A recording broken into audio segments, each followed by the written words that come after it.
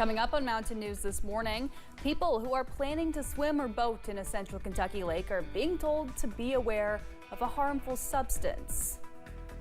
And with summer officially here, first responders came together to remind you of how to stay safe. Dedicated to Eastern and Southern Kentucky, this is WYMT Mountain News This Morning. Good morning and a happy Monday to you, Mountain family. I'm Amelia Lee here with you on this June 23rd at 6 o'clock this morning, and it's time to check on in with meteorologist Megan Dusmall. And Megan, it has been hot. That's all we've been talking about, and you've been hearing about a heat wave now. But what can we do to beat that heat today?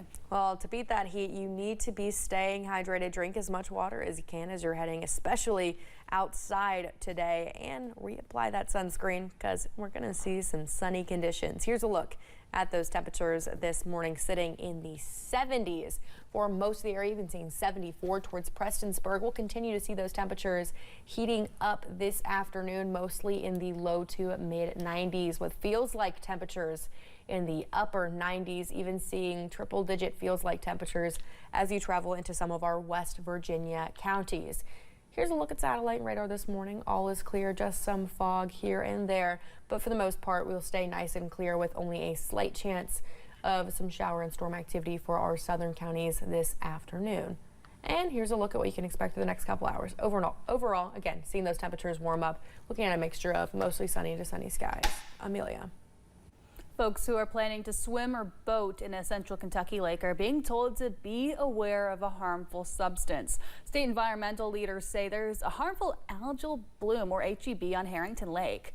WYMT's Phil Pendleton takes a closer look at what's taking place. Some people have noticed the surface of Harrington Lake taking on a different color over the past few weeks.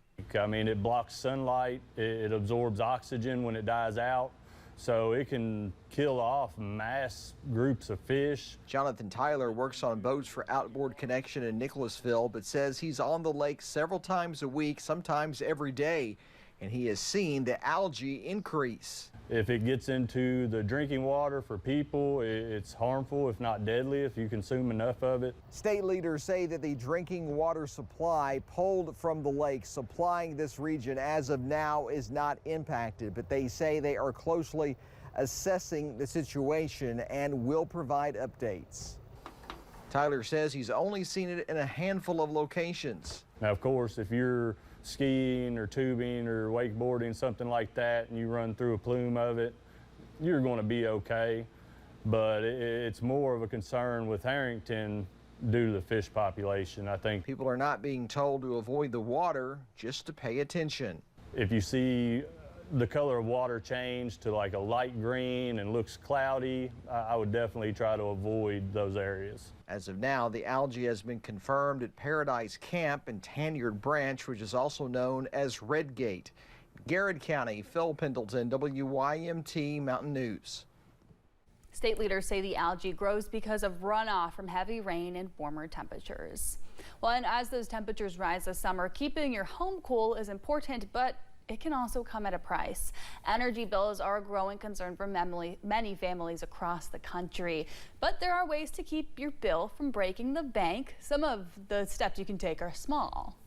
Change your filter out, wash your condenser. After you mow the grass, make sure you clean that condenser off, wash all those grass clippings that may get on the condenser outside. Workers say if you need maintenance on your AC unit, don't wait on it. Running water in your bathroom could also increase humidity in your home, but you can counteract that by having a bathroom fan on or by taking a quick shower. Summer officially arrived Friday evening, and earlier that day, first responders came together in Perry County to remind the community about ways to stay safe. Hazard Police, Kentucky State Police, the Hazard Fire Department, and Kentucky Fish and Wildlife were at Walmart in Hazard to talk to folks personally about seatbelt safety, water safety, and more. We want to make sure that as the temperatures are rising and the public is going back out to the waterways to boat, kayaking, grilling out, just having fun this summer, that you're mindful of things like the dangers associated with being in the water, dangers associated with grilling with an open flame, things of that nature. And we just want to promote safety and fun for the summer. Officials say during the summer months, drownings, house fires due to grilling too close to your home, and car accidents are some of the most frequent calls. To learn more about how you can stay safe this summer, you can find the story on our website, WYMT.com. Amid the conflict in the Middle East between Israel and Iran, the effects could be felt thousands of miles away. That fight could even impact your wallet through increasing gas prices. Maggie Rickerby spoke with Patrick DeHaan from Gas Buddy as he breaks down how the conflict could impact your summer driving habits. If you are, sitting on a half a tank, it might be a good idea to fill up sooner because I would expect gas prices to jump up soon. Patrick DeHaan, head of petroleum analysis at GasBuddy.com, says this is all due to the fighting in the Middle East. In the last few months, oil prices have increased from $60 to now $75 per barrel. So we're talking about quite an increase. Because prices don't always fluctuate on a daily basis in Lexington with the way oil markets move, you haven't seen the increase yet, but it is likely coming. DeHaan says currently gas prices in the Lexington area average $2.87 a gallon, which is 39 cents lower compared to this time last year. But he says that price could jump next week, close to $3 a gallon.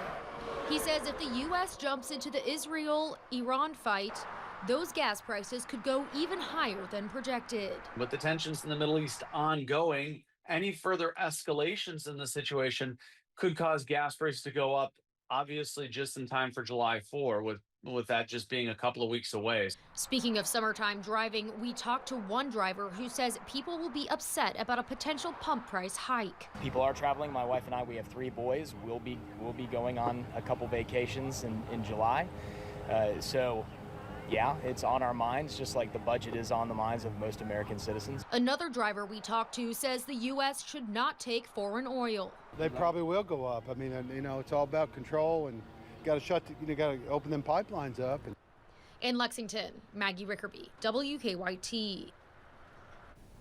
For more information on where to find the lowest gas prices throughout the Commonwealth, you can go to our website, WYMT.com.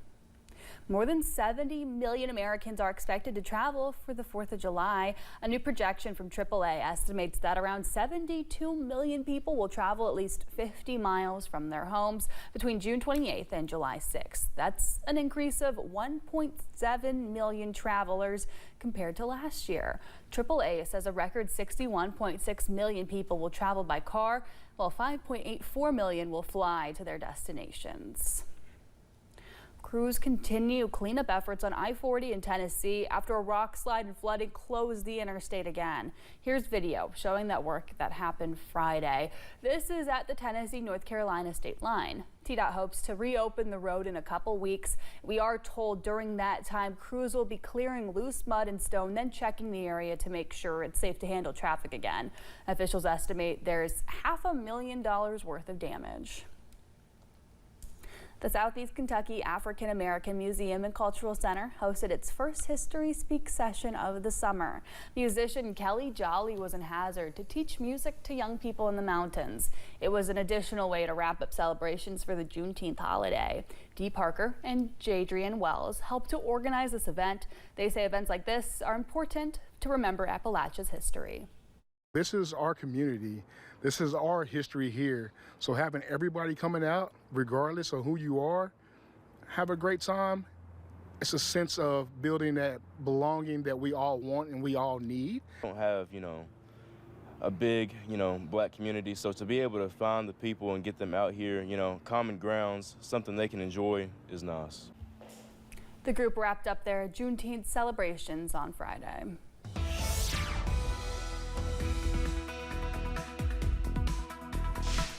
It is a warm start to your day, and for some out there, a foggy start to your day. Here's a look at that visibility across eastern Kentucky, seeing some dense patches of fog as you travel closer towards Somerset and Williamsburg.